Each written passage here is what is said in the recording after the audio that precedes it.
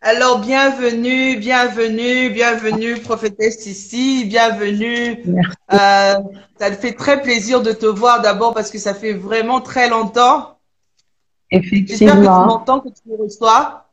je te reçois très bien. Je te reçois Ah, très ok. bien. Et toi? Ok. Parfait, oui, je te reçois très bien aussi. Et j'espère que les gens qui nous Bien. suivent aussi entendent très bien. Si vous entendez, si c'est bon avec le son, please, dites-nous, faites-nous un signe pour dire que le son est bon. Sinon, je vais continuer. Le truc. Donc, je disais que ça fait très plaisir de te voir, tellement ça faisait longtemps. Un, un plaisir partagé. Je suis très contente aussi de te revoir. Donc aujourd'hui, pour toutes les personnes qui nous suivent, vous êtes gâtés parce qu'aujourd'hui, nous avons une personne de qualité avec laquelle nous allons passer des moments de qualité.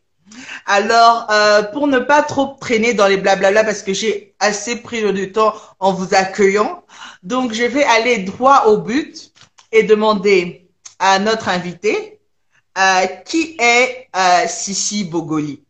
Pour les personnes qui ne te connaissent pas, qui es-tu? Merci. Je tiens d'abord à dire merci pour l'invitation et l'opportunité. En fait, Sissi Bogoli, comme vous pouvez bien le voir, c'est une femme Mhm. née de nouveau parce que j'ai dit oui à Jésus-Christ il y a plus d'une vingtaine d'années. Je suis servante de Dieu, prédicatrice de la parole. Je suis une épouse d'un monsieur. Je suis une mère d'enfants. Je suis responsable d'une structure qui est un bras pour le corps du Christ, c'est Sissi Bogoli Ministries, et je gère un service traiteur en tant que responsable. Voilà. Oh wow, ça fait beaucoup, hein. Ça fait beaucoup. Mais Euh, dis-moi un peu, si tu devais te décrire en une phrase ou en un mot, qu'est-ce que tu dirais de toi? Femme déterminée. Femme Femme déterminée. déterminée. Ouais. Wow. Je vais juste te demander, oui, de garder parce qu'à un moment, on voit que tes yeux. On ne te voit plus Ouais, toute c'est vrai. là, c'est parfait. Là, c'est parfait. D'accord. Alors, Madame la femme déterminée, dites-nous un peu, ou dis-moi un peu, quelle est ta plus grande réussite? Ou l'une de tes plus grandes réussites dans la vie? Tu sais, j'aime souvent réfléchir sur ce concept et je me suis rendu compte que c'est une question qui semble facile et difficile en même temps, dans le sens que, pour te dire vrai, je ne crois pas avoir déjà réussi. Alors, si je peux parler en termes de réussite approximative, pour moi, c'est d'avoir juste, par la grâce de Dieu, donné l'opportunité au Seigneur de faire de moi un canal qui aide les autres plutôt à réussir. Et si je peux parler vraiment en termes d'un début de réussite, c'est peut-être ça. Wow. Ce que j'aime dans ta réponse et dans la réponse des différentes personnes que j'ai invitées avant toi, Ouais. c'est l'impact que vous avez, que les personnes ont dans les vies des autres. Ok. Et je trouve ça vraiment, et j'espère que les personnes qui ont l'habitude de nous suivre entendent ça et voient que c'est important d'avoir de l'impact positif dans les vies des autres. Mais dis-moi un peu, on est dans cette période de pandémie et partout on nous parle du coronavirus, on nous parle de ceci. Mais toi, en tant que prophétesse, qu'est-ce Ouais. que Dieu te dit par rapport à ce que nous sommes en train de traverser en ce moment?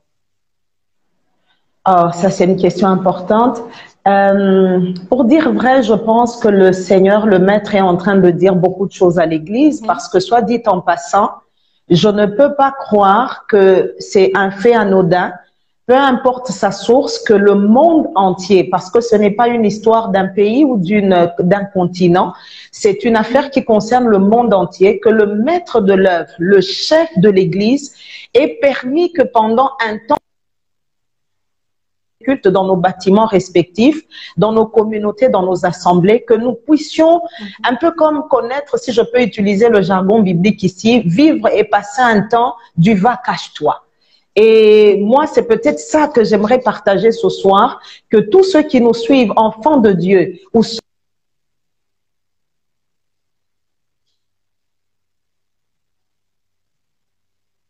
très bien que nous puissions nous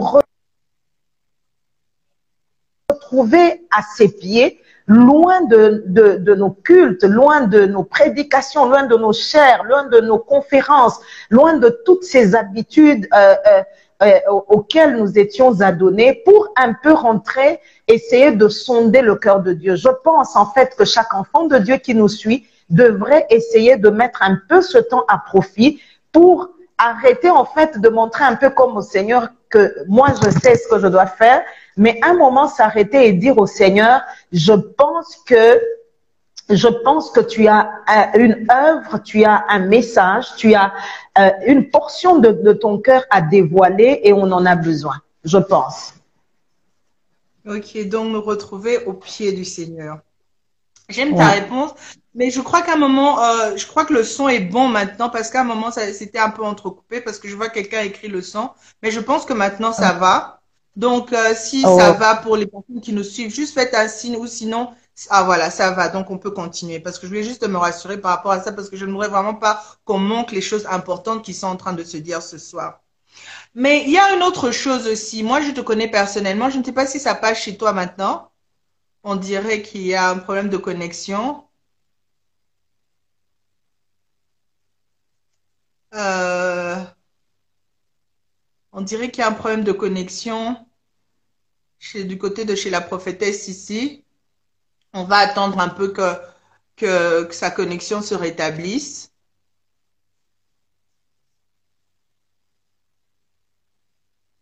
On va attendre un peu que sa connexion se rétablisse. Oh, on me dit qu'elle n'est plus là. Laissez-moi voir un peu. Non, elle est là. Ah, tu me suis, tu nous entends maintenant. Oh. Il y a un problème de connexion de son côté. Oh.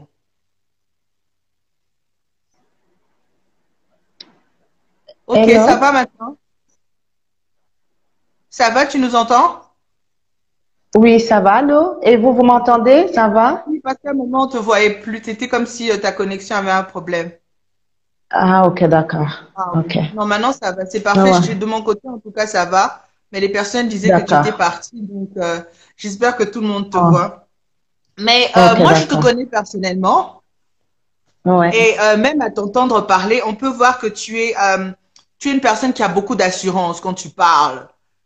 Alors, je voudrais savoir, c'est un trait de caractère ou c'est quelque chose que tu as bâti au fil des années? Euh, effectivement, comme tu dis, on se connaît depuis de longues années et beaucoup me disent ça. Je ne sais pas le prendre en termes de compliment ou quoi, mais cependant, ce que je peux dire, c'est qu'effectivement, je pense être quand même une femme remplie d'assurance. Pas par moi-même, je ne crois pas que c'est quelque chose qui est nécessairement inné, quoique j'ai eu la grâce de Dieu de naître d'une famille et de naître des parents qui nous ont aidés, qui ont travaillé en fait à bâtir la confiance et l'assurance en nous. Mais je pense Mhm. qu'au-delà de ça, la parole de Dieu, qui est pour moi, qui est pour nous tous une source, m'a aidé à réaliser qui je suis dans le Seigneur. Et je pense que par la grâce de Dieu, j'ai pu bâtir cette assurance en Dieu, sur base de ce que Dieu dit de moi que je suis, sur base de ce que le Seigneur a fait en moi et de moi. Et je pense peut-être humblement que c'est cela peut-être la source de cette assurance.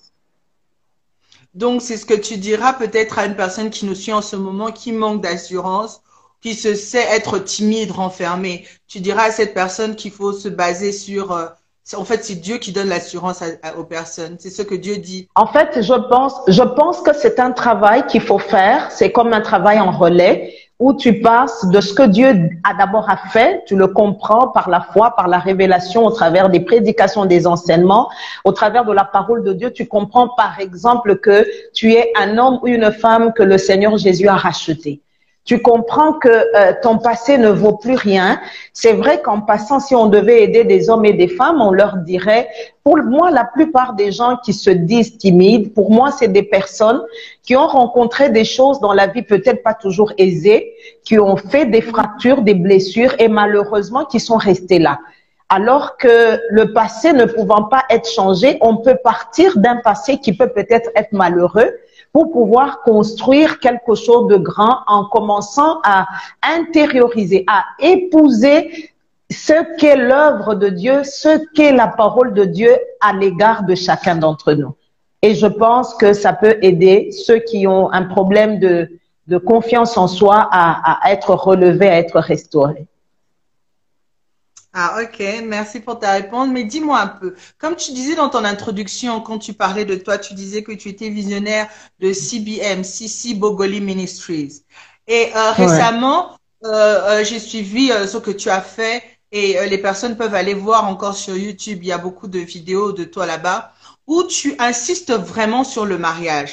Moi, je donne par exemple un exemple juste en passant, c'est que moi, quand j'ai commencé à m'investir, à me donner dans les histoires de mariage, à commencer à étudier ça 3 mois avant mon mariage. Donc, quand on a commencé les enseignements pour le mariage, c'est là que j'ai commencé à m'incliner sur la question du mariage pour avoir quelques de vous. Tu vois un peu ce qu'on dit à Bien propos de ça. sûr, C'est pas comme quelque chose bien que sûr. j'avais bâti depuis longtemps, le truc. Mais mon mari, par exemple, lui disait que c'est depuis son adolescence qu'il étudiait le mariage. Ok, Et ok. mais qu'est-ce que toi tu peux nous dire par rapport à ça parce que tu as vraiment un accent par rapport au mariage. Qu'est-ce que tu peux dire à toutes ces personnes qui nous suivent? Pourquoi est-ce que tu es en train de marteler sur le mariage? Ok, une très belle question. Effectivement, comme tu l'as dit en passant, le mariage, c'est, comment on va dire, c'est une branche particulière dans notre ministère. Mhm. Le Seigneur, je pense, il a allumé ce feu, ce fardeau dans mon cœur depuis un certain nombre d'années, parce que nous avons réalisé, je crois que même tous ceux qui nous suivent vont être d'accord avec nous, que de plus en plus, malheureusement, même dans l'Église, on a commencé à assister à un taux élevé d'échecs dans ce domaine. Alors on Mhm. s'est dit c'est vrai qu'il y avait déjà cet appel, ce fardeau du Seigneur dans notre cœur, pourquoi pas être un instrument entre les mains de Dieu pour ne pas seulement être du côté de ceux qui fustigent, de ceux qui constatent que les choses ne vont pas bien et commencer à donner la chance surtout à ces jeunes, un peu comme tu le dis si bien. Imagine que toi, enfant de Dieu, moi je te connais depuis des longues années, à 3 mois Mhm. seulement du mariage, tu as commencé un peu à te dire, mais c'est quoi, je vais être dans quoi et tout. Mais malheureusement, beaucoup justement abordent ce mariage. Toi encore, c'était à 3 mois. Moi, j'en connais beaucoup qui entrent même dans le mariage sans savoir c'est quoi. Et point des besoins d'être prophète pour se rendre compte que dans pareil cas, beaucoup de gens en fait échouent, tu vois, échouent forcément parce qu'ils n'ont pas eu l'opportunité. En fait, le Seigneur a déposé ce fardeau dans nos cœurs pour que nous puissions aider tant soit peu déjà les jeunes gens qui ne sont pas encore dans le mariage, justement à être préparés. Parce que tu seras aussi certainement, je pense, d'accord avec moi que dans nos sociétés, surtout africaines, de manière générale, on ne Mhm. prépare pas du tout les jeunes gens à se marier. Et encore, dans quelques familles qui se distinguent, on prépare un tout petit peu la jeune fille de manière tout à fait éparse. On lui dira, par exemple, une fille devra faire un peu plus attention, tu dois savoir préparer quand tu seras chez toi, mais c'est vraiment de manière éparpillée. Mais le pauvre frère, qui sera demain le mari de, le père de, il va se retrouver en joli costume et puis après la nuit des noces, c'est lui le mari, le futur père. Il ne sait pas c'est quoi le mariage.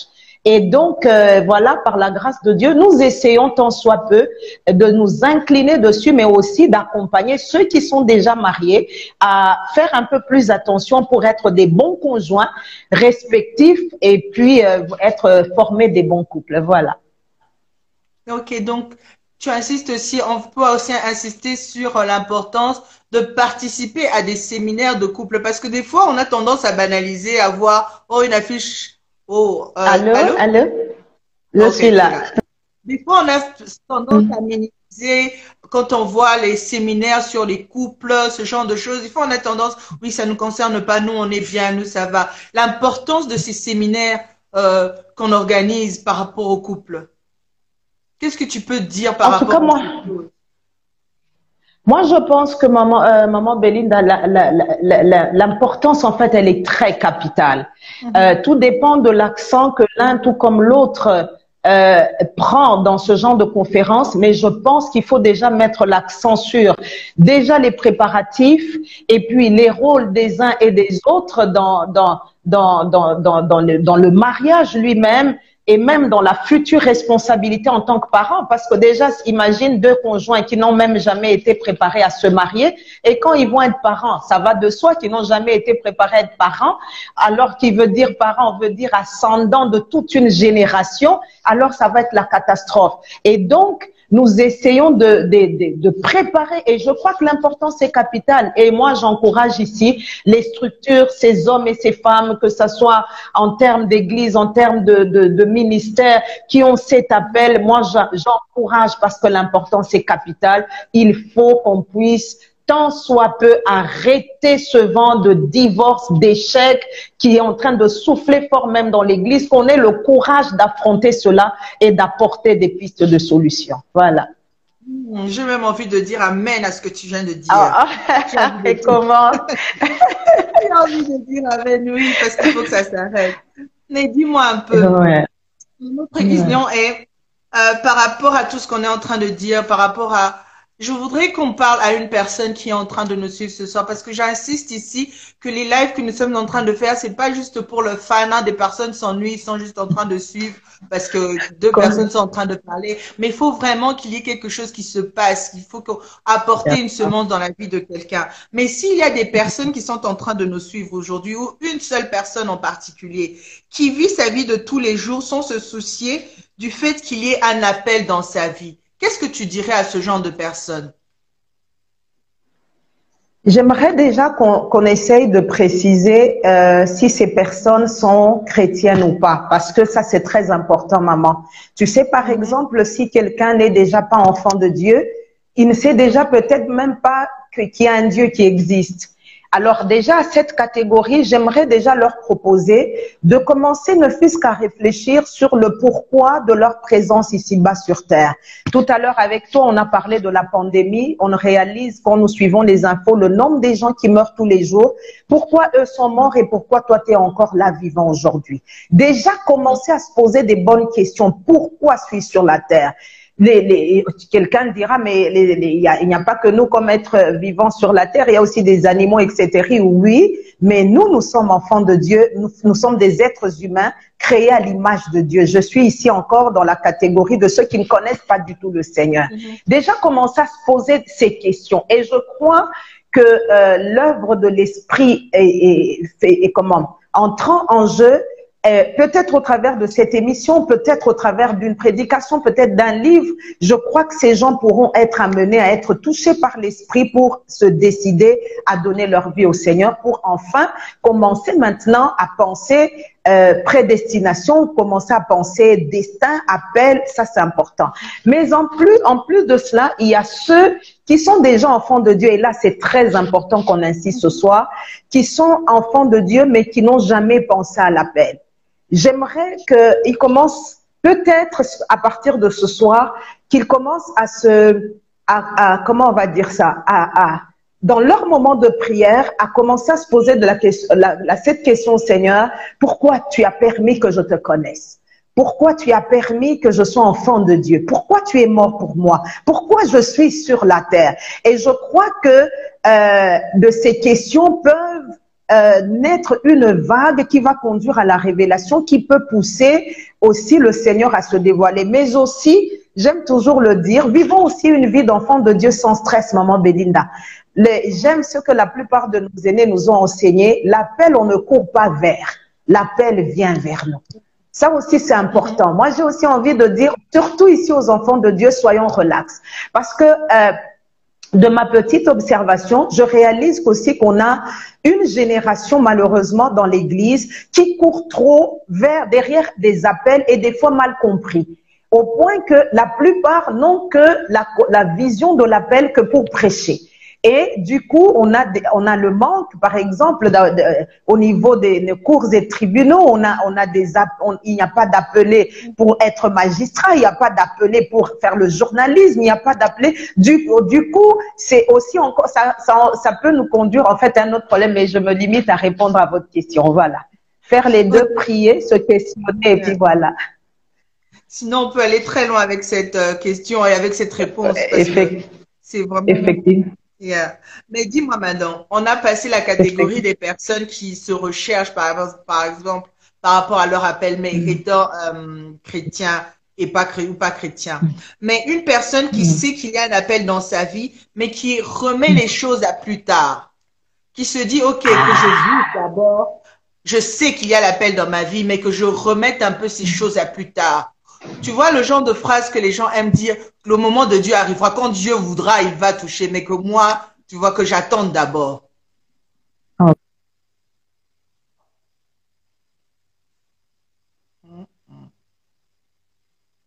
On a encore un problème de connexion en direct.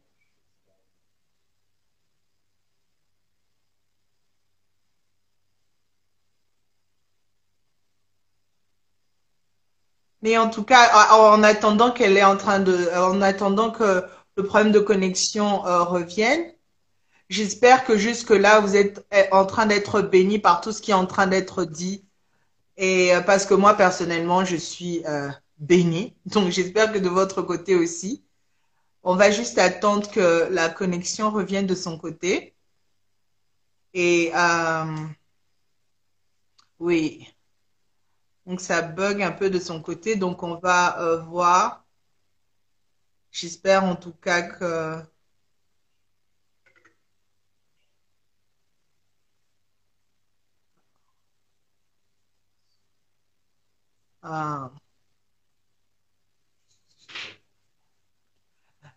Bon, je vais poser une question. Est-ce que vous m'entendez, moi? Pour voir si je peux couper et recommencer, parce que sinon, on est en train de... Non, non, si je peux la retirer, la réinviter. Vous, est-ce que de vous... Oh, je ne sais pas si tu nous suis, mais on a rien entendu de ce que tu as dit au début de la question.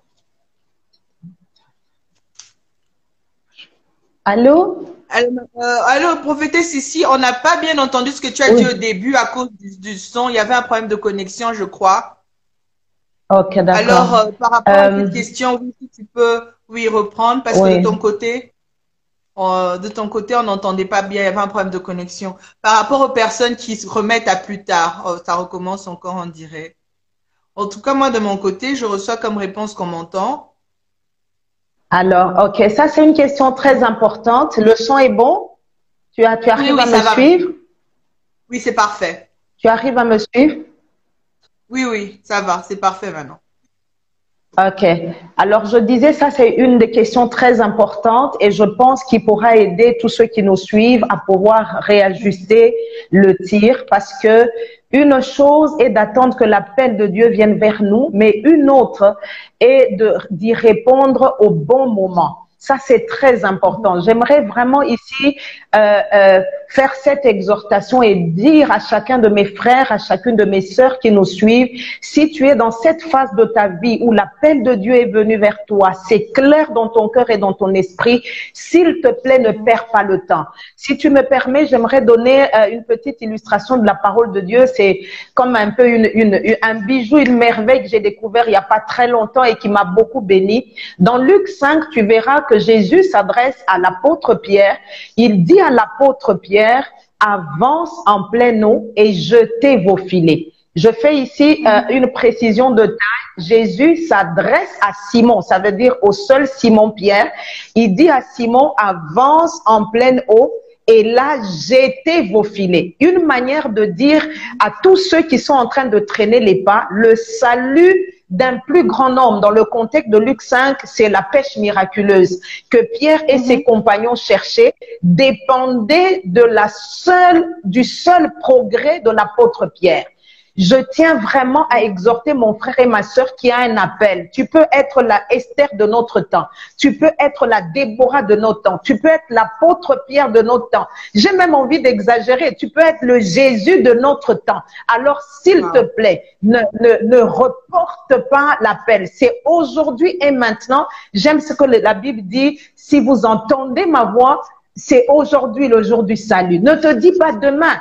Moi, je suis sûre que tous nos frères et sœurs, tous ces hommes de Dieu qui sont morts à cause de ce Covid, pour ne parler que de cette cause, avait aussi une volonté, devait peut-être se dire, demain je ferai telle ou telle autre chose, après-demain je ferai telle autre chose, et demain n'est jamais arrivé. Le jour du salut, c'est aujourd'hui. Je dis à chaque pierre qui nous regarde que la pêche miraculeuse de tes collègues dépend de ton progrès, dépend de ton avancée en pleine eau. Alors c'est aujourd'hui que tu dois rentrer après cette émission dans ta chambre, même en tremblant, même en pleurant, même en n'ayant pas tout compris, dire au Seigneur, me voici, j'ai accepté l'appel, fais de moi ce que tu vas faire. Amen encore. J'ai encore de dire un autre amen. Tu sais, je ne sais pas pour les personnes qui sont en train de nous suivre maintenant, parce qu'il me reste, je crois, 2 sous-questions et puis après, bon, on va se truc. Mais je ne sais pas pour les personnes vous qui êtes en train de suivre maintenant. Vous savez, quand Jésus était en train de marcher avec les disciples d'Emmaüs, après quand il a disparu, les 2 disciples sont restés se parler entre eux, se dire, est-ce que tu ne sentais pas le feu dans ton cœur quand il était en train de parler? Je ne sais pas pour vous, mais moi, je sens ça quand tu es en train de dire toutes ces choses, de proclamer toutes ces choses par rapport à l'appel qui est dans nos vies et comment il faut se lancer. Je ne sais pas si vous sentez la même chose. Vous pouvez juste mettre des feux dans vos commentaires, comme ça pour dire que, OK, on est connecté à ce feu. Et pendant qu'on est en transe, je ne sais pas si tu me reçois de ton côté encore, mais je vais encore te donner une autre catégorie de personnes. Ouais. C'est des personnes qui savent. S'il y a une personne, par exemple, qui nous suit en ce moment, elle est consciente, elle sait qu'il y a l'appel de Dieu dans sa vie. Elle ne veut pas procrastiner, elle ne veut pas se dire, OK, je vais mettre ça à plus tard.